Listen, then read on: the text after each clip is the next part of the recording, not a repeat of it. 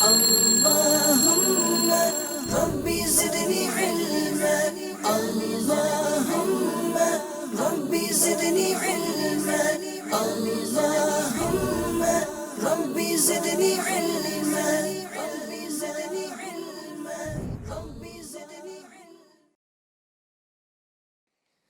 السلام علیکم ورحمۃ اللہ وبرکاتہ۔ وعلیکم السلام ورحمۃ اللہ وبرکاتہ۔ کیسے ہیں آپ لوگ؟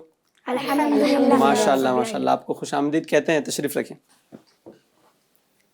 الحمد للہ رب العالمین والصلاة والسلام علی سید المرسلین، اما بعد فاعوذ باللہ من الشیطان الرجیم، بسم اللہ الرحمن الرحیم۔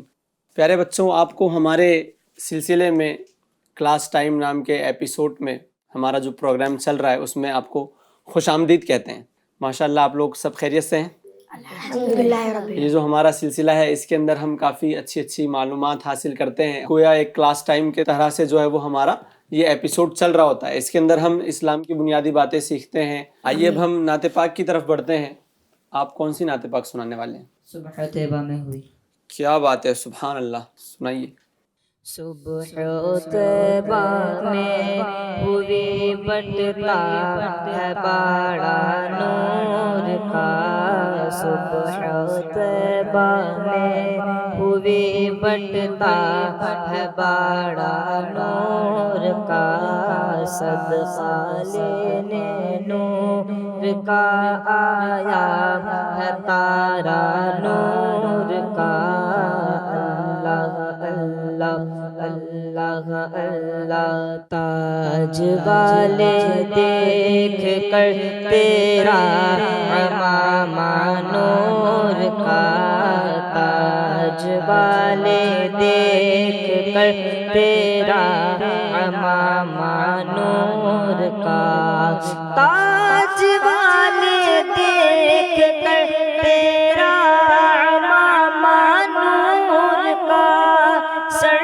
جھکاتے ہیں الہی بول بالا نور کا، اللہ اللہ اللہ اللہ اللہ اللہ۔ تیری نسل پاک میں ہے بچہ بچہ نور کا، تیری نسل پاک میں ہے بچہ بچہ نور کا، تیری نسل پاک میں ہے بچہ بچہ نور کا، تو ہے عین نور تیرا سب گرانا نور کا، اللہ اللہ اللہ اللہ اللہ اللہ۔ اے رضائے احمد نوری کا فیض نور ہے، اے رضائے احمد نوری کا فیض نور ہے، اے رضائے احمد نوری کا فیض نور ہے، ہو گئی میری غزل بن کر قصیدہ نور کا، اللہ اللہ اللہ اللہ۔ صبح طیبہ میں ہوئی بٹتا ہے باڑا نور کا، صدقہ لینے نور کا آیا ہے تارا نور کا۔ سبحان اللہ، ماشاء اللہ، ہمیں بہت ہی پیاری نعت پاک آپ نے سنائی۔ اللہ کریم آپ کو اور ہم سب کو بار بار مدینہ پاک کی بادب حاضری نصیب فرمائے۔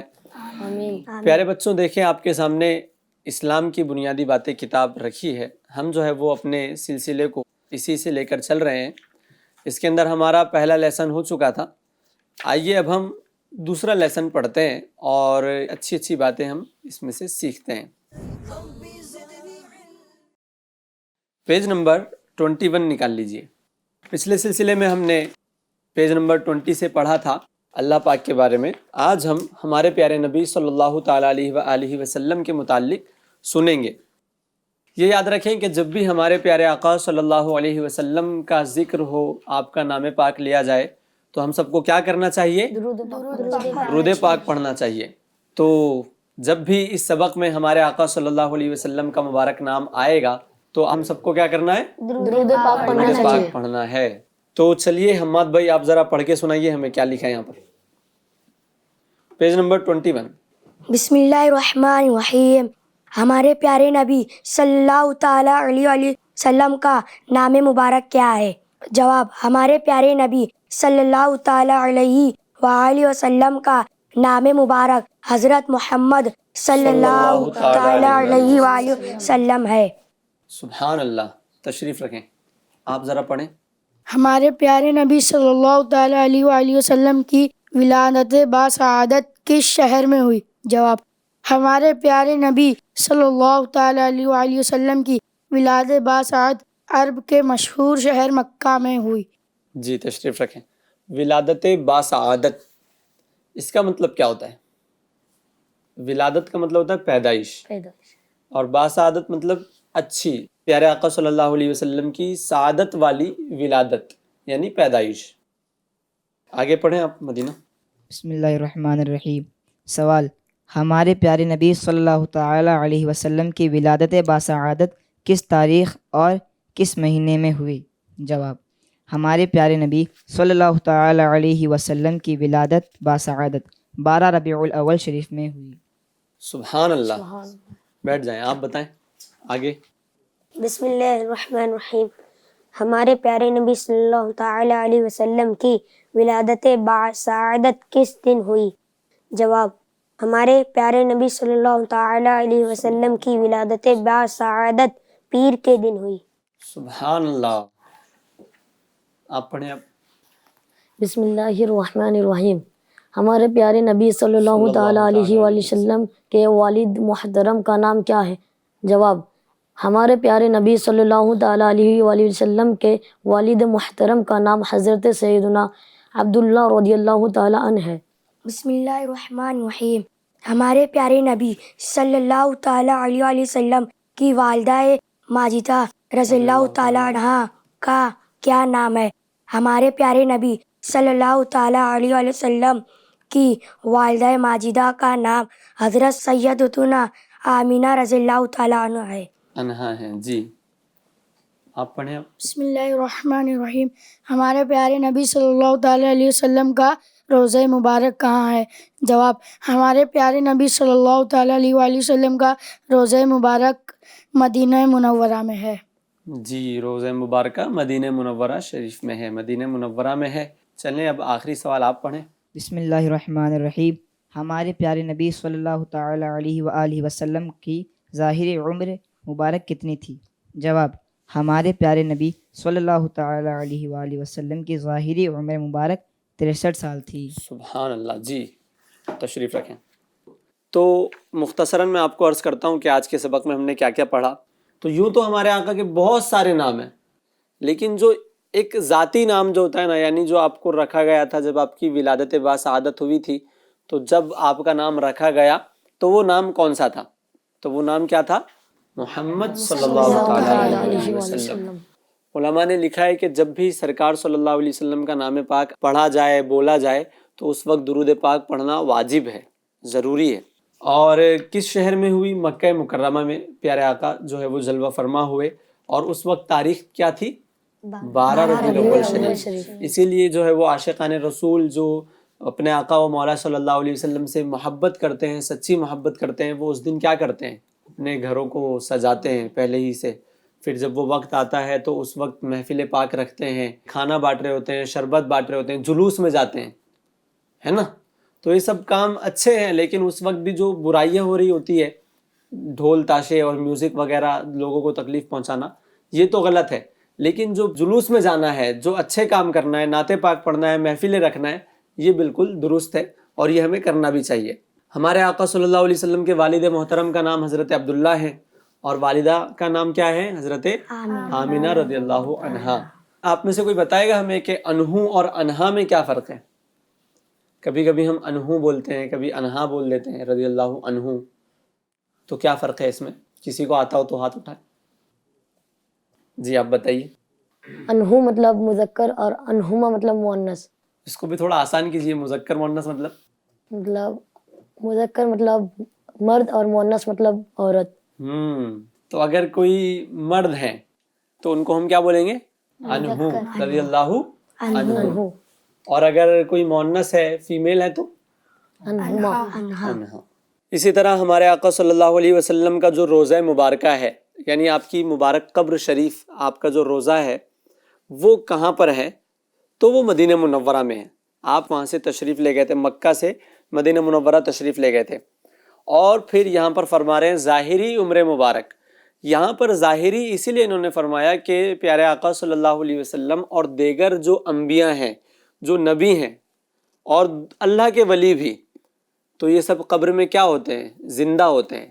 بلکہ اعلیٰ حضرت امام علیہ سنت کی تعلیمات سے ہمیں پتہ چلتا ہے کہ صرف ایک لمحے بھر کے لیے آپ کو جو ہے وہ موت ظاہری طور پر آئی، کیونکہ قرآن پاک میں جو وعدہ فرمایا گیا ہے اللہ نے، وہ صرف ایک لمحے بھر کے لیے آئی، اور پھر اس کے بعد جو ہے وہ ویسے ہی آپ کے جسم مبارک میں روح ڈال دی گئی اور پھر آپ جو ہے وہ زندہ ہیں. اسی لیے جو ہے وہ اعلیٰ حضرت نے لکھا بھی ہے کہ تو زندہ ہے واللہ، تو زندہ ہے واللہ، میری چشم عالم سے چھپ جانے والے. تو ہمارا یہ بیلیوز ہونا چاہیے کہ ہمارے آقا و مولا صلی اللہ علیہ وسلم اور دوسرے انبیاء علیہم السلام بھی اب تک جو ہے وہ زندہ ہیں. وہ معاذ اللہ ایسا نہیں ہے کہ وہ مر گئے ہوں یا پھر معاذ اللہ مٹی میں مل چکے ہو، ایسا ہرگز نہیں ہے. یہ ایسے الفاظ ہمیں بولنے سے بھی کترانا ہے، سوچنے سے بھی کترانا ہے. تو اسی لیے انہوں نے فرمایا کہ ظاہری عمر شریف آپ کی 63 ہے، ورنہ تو آپ جو ہے وہ زندہ ہیں، اپنی امت کی دستگیری کرتے ہیں، اپنی امت میں سے کوئی پریشان ہوتا ہے تو ان کی پریشانیوں کو دور کرتے ہیں. واللہ وہ سن لیں گے، فریاد کو پہنچیں گے. اتنا بھی تو ہو کوئی جو آہ کرے دل سے، یعنی اتنا بھی تو کوئی ہو کہ بس وہ ایک دل سے ان کو پکار کر تو دیکھے. وہ آج بھی جو ہے وہ اپنی امت کی مدد فرما رہے ہوتے ہیں. تو آپ لوگوں کو بھی اس کا تجربہ ہوا ہوگا کہ اگر آپ کسی مصیبت میں ہوں گے تو اس وقت آپ نے اللہ سے دعا کی، رسول اللہ صلی اللہ علیہ وسلم سے استغاثہ کیا، التجائیں کی، تو وہ آپ کی وہ جو ہے وہ حاجت پوری ہو گئی. اللہ کریم ہم سب کو اسلام کی حقیقی تعلیمات پر عمل کرنے والا بنائے. صلو علی الحبیب صلی اللہ تعالی علی محمد صلی اللہ تعالی علیہ وآلہ وسلم. پیارے بچوں، آج ہم نے جو ہے وہ اسلام کی بنیادی باتیں پڑھی ہے. اس کو آپ جو ہے وہ یاد بھی کر لیجئے گا اور اس پر عمل بھی کیجئے گا انشاءاللہ. آئیے اب ہم اپنے اگلے سیگمنٹ کی طرف بڑھتے ہیں. ہمارا جو اگلا سیگمنٹ ہے اس میں ہم ایک اللہ کے نبی علیہ الصلاۃ والسلام کے بارے میں سنتے ہیں، ان کی زندگی کے بارے میں ہم سن رہے ہوتے ہیں.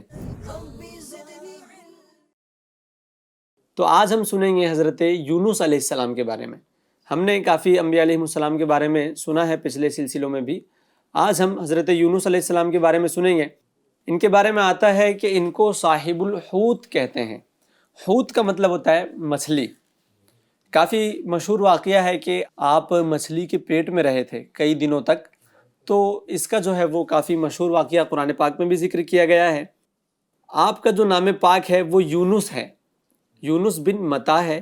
اور چونکہ آپ علیہ السلام مچھلی کے پیٹ میں تشریف لے گئے تھے، اسی وجہ سے آپ کو ذوالنون بھی کہتے ہیں، کیونکہ نون کا مطلب ہوتا ہے مچھلی، اسی اور زو کا مطلب ہوتا ہے والے، تو ذوالنون یعنی مچھلی والے. اور یہ دونوں آپ کے القاب ہیں، ذوالنون کہنا. آپ علیہ الصلاۃ والسلام حضرت ہود علیہ السلام کی اولاد میں سے ہیں. آپ بستی نینوا کے نبی تھے جو موصل کے علاقے میں دجلہ کے کنارے پر واقع تھی. ایک دریا ہے دریائے دجلہ، اس کے کنارے پر ایک بستی واقع تھی. آپ جو ہے وہ وہاں پر اللہ کے نبی بنا کر بھیجے گئے تھے. تو آپ نے وہاں کے لوگوں کو گمراہی سے اور اندھیرے سے نکال کر آپ روشنی میں لانا چاہتے تھے اور وہاں پر آپ تبلیغ بھی فرما رہے تھے. بالآخر مختصر یہ ہوا کہ آپ جب وہاں سے مایوس ہو کر چلے گئے تو ایک کشتی میں گئے، اور کشتی والے جب بیچ میں پہنچے، سمندر کے ایک دم درمیان میں پہنچے، تو وہ کشتی وہاں پر رک گئی. تو ماجرا یہ ہوا کہ پھر کشتی والوں نے نا آپ کو سمندر میں ڈال دیا. میں آپ کو مختصر بتا رہا ہوں، کافی ڈیٹیل اگر آپ پڑھنا چاہیں گے تو آپ کو کتابیں مل جائے گی. لیکن پھر یہ ہوا کہ آپ کو جب سمندر میں ڈال دیا گیا تو پھر آپ کو ایک مچھلی آئی جس نے آپ کو نگل لیا، اور پھر آپ علیہ الصلاۃ والسلام اس کے پیٹ میں کئی دنوں تک رہے. پھر بالآخر آپ نے اللہ سے وہاں پر دعا کی، اور وہ بھی آیہ کریمہ جو ہم پڑھتے ہیں، آیت کریمہ، وہ دعا ہے. وہ جب انہوں نے وہ دعا کی تو اللہ کریم نے آپ کو مچھلی کے پیٹ سے نجات بخشی. پھر جب آپ وہاں سے یعنی مچھلی کے پیٹ سے نکلے تو کافی کمزور ظاہری طور پر ہو چکے تھے. تو اللہ کریم نے پھر ساحل سمندر پر، جو سمندر کے کنارے پر جو جگہ ہوتی ہے، وہاں پر حضرت یونس علیہ السلام کے لیے ایک پیڑ اگایا تھا. ایک روایت میں آتا ہے کہ وہ لوکی کا پیڑ تھا، لوکی شریف کا، کدو شریف بھی کہتے ہیں. تو وہ اس کا پیڑ تھا. تو پھر آپ نے وہاں سے وہ تناول فرمایا. پھر آپ کے مطلب ظاہری بدن میں اچھے صحت مند ہوئے. پھر آپ علیہ السلام اپنی قوم کی طرف گئے. تو یہ مختصر سا واقعہ ہے. اللہ کریم ہم سب کو اپنے محبوب بندوں کے جو ہے وہ نقش قدم پر چلنے کی سعادت بخشے. صلو علی الحبیب صلی اللہ تعالی علی محمد صلی اللہ تعالی علیہ وآلہ وسلم. تو پیارے بچوں، ہمارا ایک سیگمنٹ عربی کے بارے میں بھی ہوتا ہے. ہم دھیرے دھیرے آگے بڑھ رہے ہیں. پچھلے ایپیسوڈز میں ہم نے ورڈز میننگ سیکھے تھے. آج ہم یہ وہ کیسے یوز کرتے ہیں عربی میں وہ سیکھیں گے. یہ مطلب اس کو عربی میں کہتے ہیں اسم اشارہ کرنے کے لیے جو اسما ہوتے ہیں، جو نام ہوتے ہیں نا، جن کے ذریعے ہم اشارہ کرتے ہیں، ان کے بارے میں دیکھیں گے. تو یہ دیکھیں، آپ کو کیا دکھ رہا ہے؟ پڑھیں ذرا اس کو. ہاذا، یہ کیا ہے؟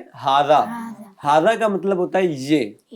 کوئی بھی چیز ہمارے قریب رکھی ہو تو ہم اس کو کیا کہتے ہیں؟ ہاذا کہتے ہیں. لیکن ہاذا تو عربی میں کہتے ہیں نا، اردو میں ہم کہتے ہیں یہ. تو اب اس کو ہمیں عربی بولنا ہے تو کیا بولیں گے؟ ہاذا بولیں گے. یعنی آپ ابھی اس کو یاد کر لیجئے، پھر بعد میں ہم اس کو یوز کریں گے. ابھی کوئی چیز دور رکھی ہو، جیسے ہمیں بولنا ہے وہ، تو ہم اس کو بولیں گے ذالکا. کیا بولیں گے؟ ذالکا. لیکن یاد رکھیں، یہ مذکر کے لیے ہاذا، اور مذکر ہی کے لیے، دور کے لیے ذالکا. دونوں مذکر ہی کے لیے آج کی کلاس میں ہم پڑھیں گے. یہ اگر مذکر ہے یعنی میل ہے وہ، تو اس کو بولیں گے ہاذا. اور اگر وہ مذکر ہے تو اس کو بولیں گے ذالکا. دیکھیں ذالکا بھی کیسے لکھتے ہیں، وہ بھی آپ دیکھ لیجئے گا. تو دیکھیے، یہ ہے ذالکا. ذالکا کا مطلب ہوتا ہے وہ، اور یہ کس لیے ہوتا ہے؟ مذکر کے لیے. ٹھیک ہے. اب مثال بھی دے رہے ہیں وہاں پر. ذالکا کلبن. کلبن ہم نے پچھلے ایپیسوڈ میں پڑھا تھا کہ کلبن کا مطلب ہوتا ہے کتا. تو ہمیں بولنا ہے وہ کتا ہے، تو کیا بولیں گے؟ ذالکا کلبن، وہ کتا ہے. اگر ہمیں یہ کے لیے بولنا ہے یہ کتا ہے تو کیا بولیں گے؟ ہاذا کلبن. ہاذا کتا نہیں، ہاذا کلبن. ہاں، ابھی جملن کا مطلب ہوتا ہے اونٹ. تو ہاذا جملن، یہ اونٹ ہے. اور ہمیں بولنا ہے وہ اونٹ ہے تو ذالکا جملن. ٹھیک ہے، میں آپ کو جو ہے نا ابھی یہ بھی دیتا ہوں سلیٹ. میں بولوں گا، آپ کو اس کی عربی بتانی پڑے گی. ٹھیک ہے. جیسے میں بولوں گا یہ اونٹ ہے، تو آپ وہاں پہ لکھیے گا، اس کو عربی میں لکھیے گا کہ یہ اونٹ ہے کو عربی میں کیا بولتے ہیں. ٹھیک ہے. ہارڈ تو نہیں ہو رہا ہے؟ کتابیں سائیڈ میں رکھ دیجئے یا نیچے رکھ دیجئے.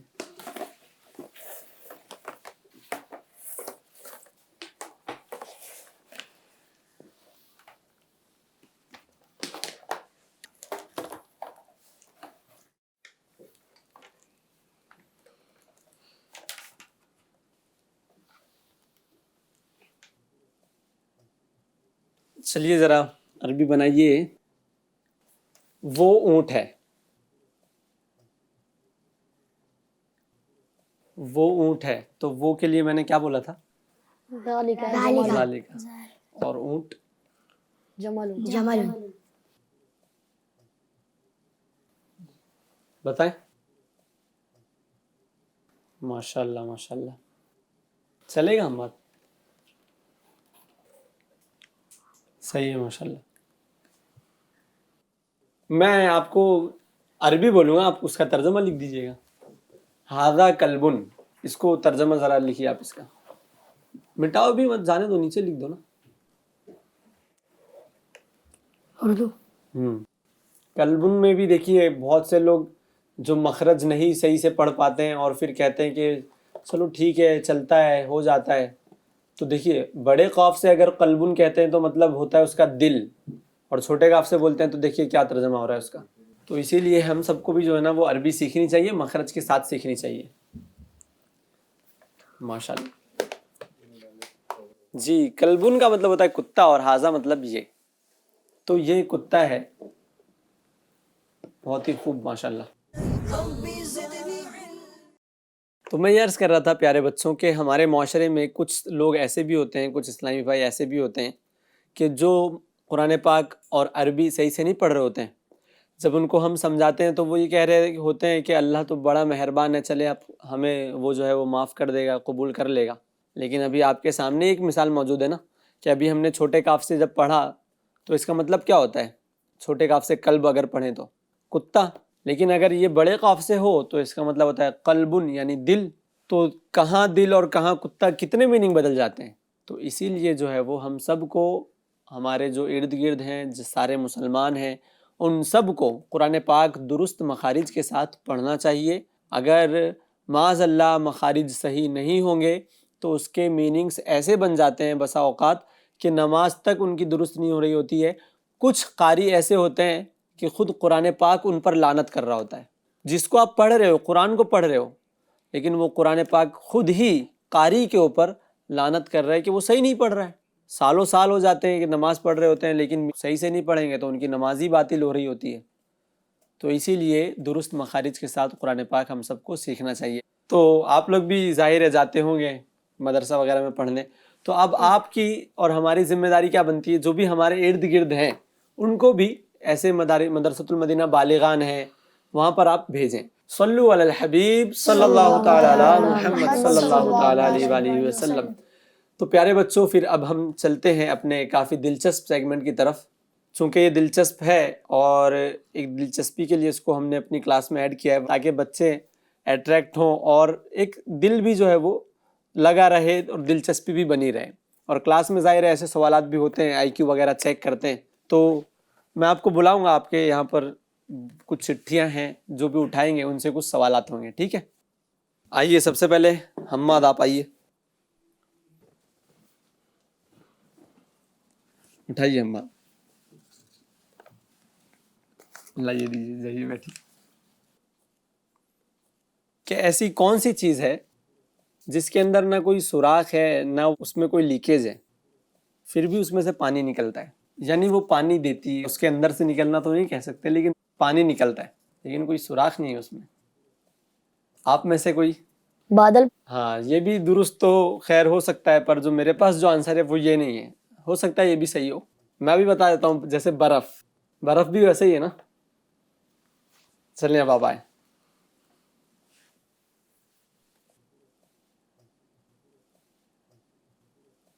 آپ کو جو ہے میں وہ کچھ ورڈز دوں گا، آپ کو وہ صحیح کرنا ہوگا، ٹھیک ہے؟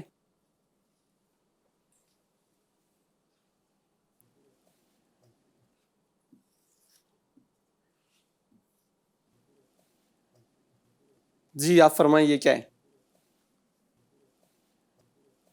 کسی کو آ گیا تو وہ بتانا نہیں. کوئی پہنچے آپ میں سے؟ اس کو یہاں سے پڑھ لیجئے نا. نماز. جی ماشاءاللہ. تو ہم مسلمان ہیں اور مسلمان پر کتنے وقت کی نماز فرض ہے؟ 5 وقت کی. آپ بتائیں، نام بتائیں ذرا آپ پانچوں نمازوں کے. فجر، ظہر، عصر، مغرب، عشاء. جی ماشاءاللہ، بہت خوب. اب آپ آئیے.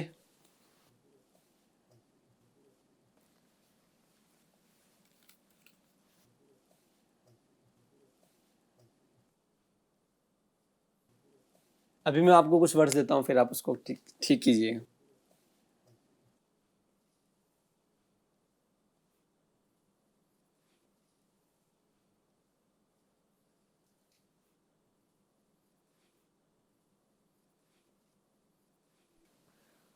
فرمائیے.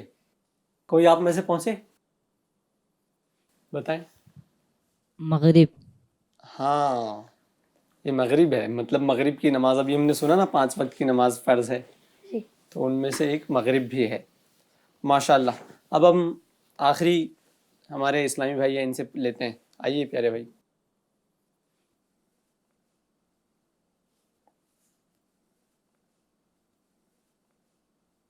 دنیا کی جو سب سے اونچی چوٹی ہے پہاڑ کے اوپر جو ہوتی ہے وہ ماؤنٹ ایوریسٹ ہے. اب یہ بتائیے ماؤنٹ ایوریسٹ کو ڈسکور کرنے سے پہلے سب سے اونچی چوٹی کون سی تھی؟ جب وہ ڈسکور نہیں ہوئی تھی تو نہیں معلوم، کسی کو نہیں معلوم آپ میں سے؟ ظاہر ہے وہی تھی نا، مطلب ڈسکور ہو یا نہ ہو اونچی تو وہی تھی نا. صلو علی الحبیب صلی اللہ علیہ وسلم. تو اب ہم چلتے ہیں اپنے سلسلے کے آخری سیگمنٹ کی طرف. اس کے اندر ہم سنتیں اور آداب سیکھتے ہیں. اپنے پیارے آقا صلی اللہ علیہ وآلہ وسلم کی مبارک پیاری پیاری سنتیں ہمیں سننے کی سعادت ملتی ہے. ہم انشاءاللہ تعالیٰ اس پر عمل کرنے کی بھی کوشش کرتے ہیں. تو پیارے بچوں، آج ہم مہمان نوازی کے بارے میں سنیں گے. مہمان نوازی کا مطلب ہوتا ہے کہ ہمارے گھر پر کوئی مہمان آ چکا ہے تو ہم اس کے ساتھ نوازی کر رہے ہیں، یعنی اس کی خدمت کر رہے ہیں. بہت سے لوگ چڑ رہے ہوتے ہیں کہ پتہ نہیں یہ کیوں آ گئے، اور پھر ایک طرح سے بوجھ اپنے اوپر سمجھ رہے ہوتے ہیں. ایسا نہیں کرنا چاہیے، بلکہ مہمان نوازی کرنا کیا ہے؟ سنت ہے. اور حدیث مبارکہ میں بھی اس کے بہت سارے فضائل آئے ہیں. ایک دفعہ سرکار مدینہ صلی اللہ تعالیٰ علیہ وسلم کے یہاں ایک مہمان حاضر ہوا تو پیارے آقا صلی اللہ علیہ وسلم نے قرض لے کر اس کی مہمان نوازی فرمائی. یعنی بظاہر آپ کے پاس نہیں تھا تو آپ نے قرض لیا اور پھر قرض لے کر اس کی مہمان نوازی فرمائی ہے. اتنی اہمیت ہے اور اتنی زبردست سنت ہے. چنانچہ تاجدار مدینہ صلی اللہ علیہ وسلم کے غلام ابو رافع رضی اللہ عنہ کہتے ہیں کہ سرکار مدینہ صلی اللہ علیہ وسلم نے مجھ سے فرمایا، فلاں سے کہو کہ مجھے آٹا قرض دے، میں رجب شریف کے مہینے میں ادا کر دوں گا، کیونکہ ایک مہمان میرے پاس آیا ہوا ہے. جو ہے وہ مطلب اس سے پتہ چلا کہ کتنی زیادہ مہمان کی عظمت ہوتی ہے اور کتنی زیادہ اہم یہ سنت ہے مہمان نوازی کرنا. حضرت سیدنا انس رضی اللہ عنہ کا بیان ہے کہ تاجدار مدینہ صلی اللہ علیہ وسلم نے ارشاد فرمایا، جب کوئی مہمان کسی کے یہاں آتا ہے تو اپنا رزق لے کر آتا ہے، اور جب اس کے یہاں سے جاتا ہے تو صاحب خانہ کے گناہ بخشے جانے کا سبب ہوتا ہے. کہ وہ جب اب آ رہا ہے تو وہ اپنا رزق لے کر آ رہا ہے، اور جب جا رہا ہے تو پھر یہ جو جس نے مہمان نوازی کی ہے اس کے گناہ بخشوانے کا سبب بن رہا ہے، ریزن بن رہا ہے کہ اس کے گناہ جو ہے وہ معاف ہو جائیں گے. اسی طرح حضرت ابو ہریرہ رضی اللہ عنہ کا بیان ہے کہ تاجدار مدینہ صلی اللہ علیہ وسلم نے ارشاد فرمایا، سنت یہ ہے کہ آدمی مہمان کو دروازے تک رخصت کرنے جائے. جب کوئی مہمان آئے تو اسے رخصت کرنے کے لیے دروازے تک جانا ہے. اللہ کریم ہم سب کو مہمان کے ساتھ اچھے انداز میں اچھا برتاؤ کرنے کی توفیق عطا فرمائے، مہمان نوازی کی سعادت بخشے. صلو علی الحبیب صلی اللہ تعالی علی محمد صلی اللہ تعالی علیہ وآلہ وسلم. تو پیارے بچوں، اب ہم آپ سے جو ہے وہ اجازت چاہتے ہیں. یوں ہی ہمارے ساتھ بنے رہیں، FGN چینل دیکھتے رہیں، اور ہمارا کلاس ٹائم جو ایپیسوڈ ہے، سلسلہ ہے، اس پر بھی جو ہے وہ اپنے تاثرات دیتے رہیں. صلو علی الحبیب صلی اللہ تعالی علی محمد صلی اللہ تعالی علیہ وآلہ وسلم.